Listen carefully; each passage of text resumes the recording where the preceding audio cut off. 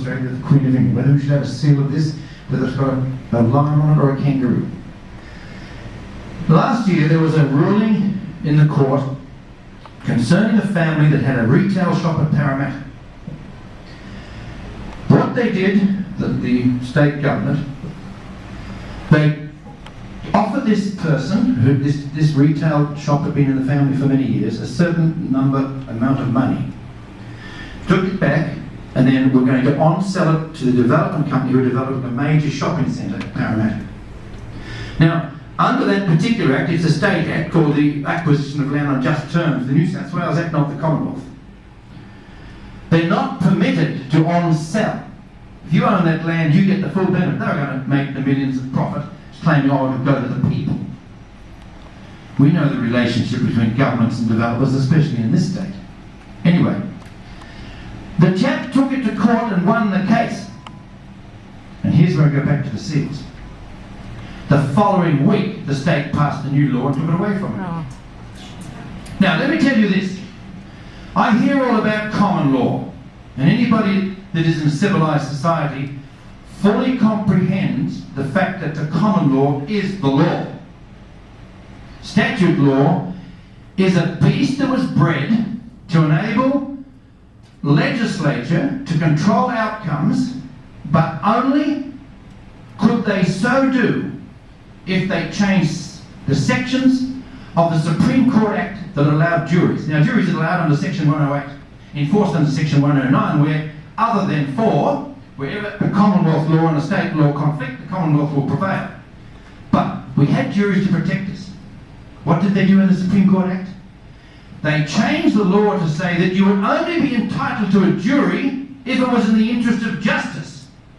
So my comment to the judge was, Your Honour, could you please tell me what case being heard in this court is not in the interest of justice? Since that happened 32 years ago, there has not been a jury in a civil court matter. We have been duped. But what I'm saying is this. If you had a jury and common law, any of these acts like Native Edge Act wouldn't get past first base, because the jury can reject both the law and the pleadings, and he can determine guilt or innocence. Now, here's my point. If you do so determine that that seal is wrong, they'll just change the law the next day and make it right. First of all, let's get the juries back. Let's get a Bill of Rights that's so bloody tight, we muzzle these guys, that when we elect a member to Parliament, he does what he's told, no more, no less. We are the people.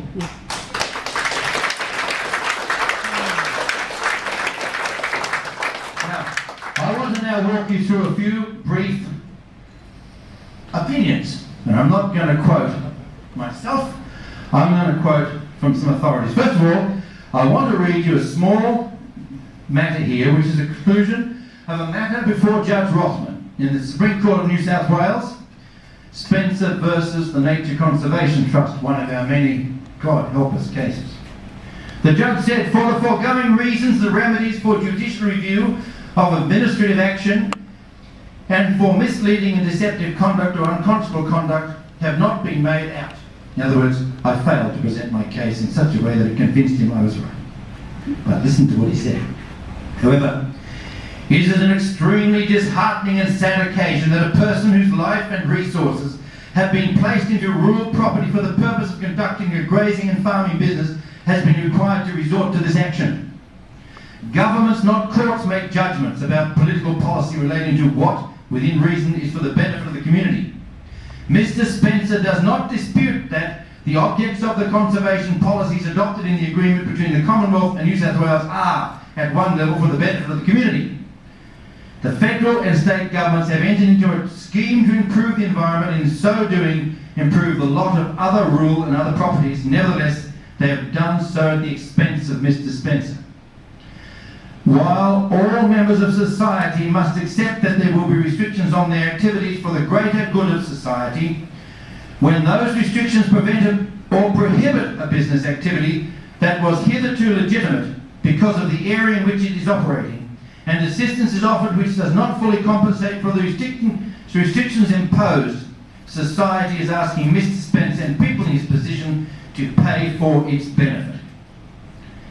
Nothing in the foregoing intending is a criticism of either the current state or current federal government. These schemes were implemented by previous governments, both federal and state, with bipartisan support. Nevertheless, it is the most unfortunate aspect of the operation of the scheme that a person in Mr. Spence's position is effectively denied proper compensation for the restriction imposed upon him by a scheme implemented for the public good. Now, I rest my case. You might well say I didn't win, but you tell me that's the rule of law. And you see, this is what we're fighting against. And I'll tell you why it happened. Let's now just go across now, if you bear with me a few minutes. We're going to just go across now and see what constitutional barristers, lecturers, say about this law. Just 1 minute. Now, we're going to now look at, has anybody here heard of Professor Suryaratnapala? Now, Suryaratnapala speaks quite a bit about what this Act, the Native Vegetation Act, does. Just 1 moment, I just seem to have closed that one, don't I? A little crowded on the screen here, just 1 minute.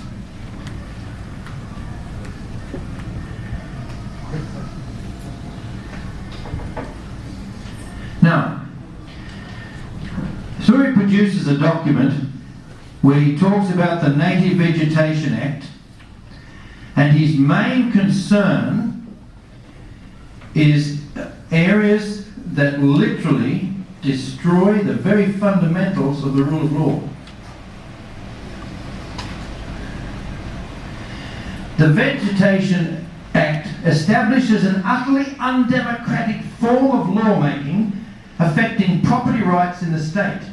In fact, the Act does not make the law but leaves legislative power in the hands of the Minister and executive officers to be exercised outside the parliamentary and legal process. The Act requires the Minister to prepare and the Governor in Council to gazette a vegetation management policy for the state. This is not policy in the ordinary sense, but a legislative instrument that controls the other powers under the Act, in particular the preparation of regional vegetation management codes. Despite its binding effect, it is deemed not to be subordinate legislation.